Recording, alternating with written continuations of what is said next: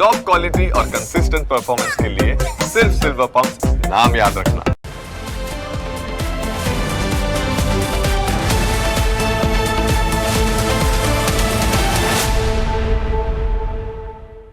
જો તમને ગુટકા ખાવાનો શોખ હોય અને પડીકી વગર તમને ચાલતું ન હોય તો આ અહેવાલ ખાસ તમારા માટે છે।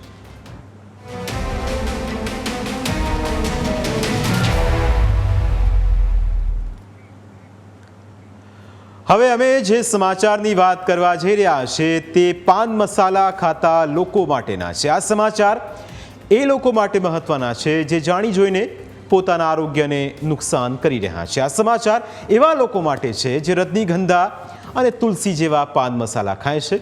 આમ તો તેઓ પહેલેથી જ આવી કુટેવોથી પોતાની તબિયતને નુકસાન પહોંચાડી રહ્યા છે, પણ તેમની તબિયત વધારે ન બગડે તે માટે તેમને જાગૃત કરવાની પણ અમારી એક મુહિમ છે। તમે પાનના ગલ્લા પર વેચાતી રજનીગંધા પડીકીનું નામ તો સાંભળ્યું જ હશે, કદાચ તેનો સ્વાદ પણ ચાખ્યો હશે। તેવી જ રીતે પાન મસાલા ખાતા લોકોમાં તુલસી પણ એક જાણીતી બ્રાન્ડ છે। જે લોકો પાન મસાલાની આવી પડીકીઓ ખાતા હશે તેમને લાગતું હશે કે તેમના હાથમાં જે પડીકી છે તે અસલી છે, કારણ કે બીજી બધી વસ્તુઓમાં જે રીતે ભેળસેળ થાય છે, નકલીનો ખેલ ચાલે છે, તેવો જ ખેલ આમાં પણ ચાલતો હશે તેવું તો કોઈ વિચારી પણ ન શકે। પરંતુ ચોંકાવનારી હકીકત એ છે કે હવે પાન મસાલાનું આ ઝેર પણ નકલી મળે છે। સુરતના લસકાણા ડાયમંડમાં ધમધમતા કારખાનામાં જાણીતી પાન મસાલા બ્રાન્ડ તુલસી અને રજનીગંધાના ડુપ્લિકેટ પાઉચ બનાવવામાં આવતા હતા અને તેને બજારમાં ઠાલવવામાં આવતા હતા। પોલીસને આ અંગે બાતમી મળતા ફેક્ટરી પર દરોડો પાડીને 10 લાખ રૂપિયાના કાચા માલ સાથે એક આરોપીની ધરપકડ કરી છે। काफ़ी मात्रा में रजनीगंधा और तुलसी जो कि लोगों में काफ़ी प्रसिद्ध है, उसके जो डुप्लीकेट पैकेट्स हैं, डुप्लीकेट रोल्स हैं, ऑटोमेटिक मिक्सिंग मशीन है, ऑटोमेटिक पैकिंग मशीन है, ये सब बरामद हुआ। હવે આખો ખેલ પકડાયો કેવી રીતે તેની કહાણી પણ રસપ્રદ છે। હકીકતમાં જાણીતી બ્રાન્ડ ધરાવતી કંપનીઓ બજારમાં તેમની નકલને રોકવા માટે એક એજન્સીને કામ સોંપતી હોય છે।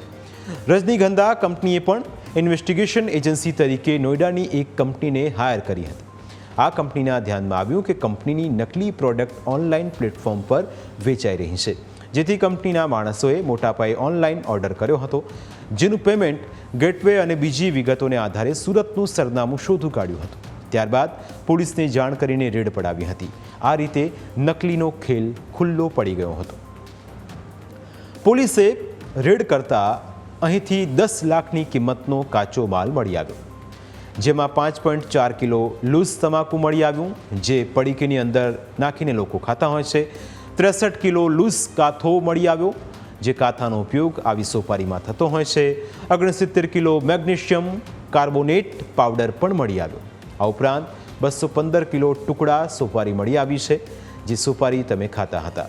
નકલી પ્રોડક્ટ બનાવીને વેચનારા આરોપીઓ પોતાનો ભાંડો ફૂટી ન જાય તે માટે ખૂબ જ તકેદારી રાખતા હતા। ખાસ કરીને તેઓ રાત્રિના સમયે જ કારખાનું ચાલુ રાખતા। તેમ છતાં પોલીસ તેમના સુધી પહોંચી ગઈ હતી અને એટલે જ આખા ખેલનો પર્દાફાશ થયો। પોલીસે તેમની પાસેથી ઓટોમેટિક પાઉચ પેકિંગ મશીન, સોપારી ઓવન મશીન ઉપરાંત તુલસી, ગુટકા અને રજનીગંધાના સ્ટીકરવાળા પાઉચનો જથ્થો જપ્ત કર્યો। આખા પ્રકરણમાં પોલીસે કારનામા જે કારખાના છે તેની અંદર નોકરી કરતા રમેશ હરી ભેસરફાલની ધરપકડ કરી છે, જ્યારે મુખ્ય આરોપી જયેશ પડસાડા હજુ વોન્ટેડ છે। में जो एक आरोपी है, मुख्य आरोपी, वो रमेश हरी भाई है, उम्र 32 साल और ये मूल भचाऊ कच्छ जिले का रहने वाला है। टोटल मुद्दा माल जो बरामद हुआ वो 9,94,950 रुपये का है। इसमें ध्यान देने वाली बात ये है कि 100 किलो से ऊपर का मुद्दा माल अलग अलग रजनीगंधा तुलसी बरामद हुआ है और ये अपने मन से अपने यहाँ अपने खानगी तरीके से ही उसको किसी भी प्रोपोर्शन में मिक्स करके उसको पैकेट्स बना के और हाई क्वालिटी पैकेट्स बना के उसको मार्केट में बेचता था। પાન મસાલા હોય, ગુટકા હોય કે પછી કાચી પાત્રીસનો મસાલો, આ બધું જ શરીર માટે હાનિકારક છે અને આ વસ્તુઓ પણ હવે નકલી વેચાઈ રહી છે। કેટલાક લોકો કહેતા હશે કે નકલી ખાઈએ છે કશું થશે નહીં, પણ એ નકલીની અંદર જે વસ્તુ ભેળવવામાં આવી રહી છે તે તમારા સ્વાસ્થ્યને ખરાબ કરતા જરાય વાર નહીં લગાડે. એટલે આવા નકલી પેકેટથી સાવધાન રહો. દરેક કંપની પોતાના પાન મસાલા માટે અલગ અલગ ફ્લેવરના એસેન્સ ઉમેરે છે.